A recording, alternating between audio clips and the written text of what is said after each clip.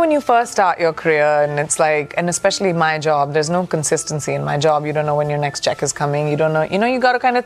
এবার ঢালিউড বাংলা মেগাস্টার সাকিব খানের সিনেমায় থাকবেন ঢালিউড নায়িকা প্রিয়াঙ্কা চোপড়া। উত্তেজনা তুঙ্গে এবং সাম্প্রতিক সময়ে প্রিয়াঙ্কা চোপড়া নিজে মুখেই স্বীকার করেন সাকিব খানের সাথে কাজ করতে তিনি আগ্রহী এবং এটি তার প্রথম সিনেমা। তিনি আরো প্রকাশ করেন তিনি কালা জাহাঙ্গীর সিনেমায় নায়িকা হিসেবে থাকবেন, কিন্তু সময় লাগবে। তিনি এখনো পর্যন্ত কালা জাহাঙ্গীর সিনেমার স্ক্রিপ্ট দেখার পর হ্যাঁ বলেননি।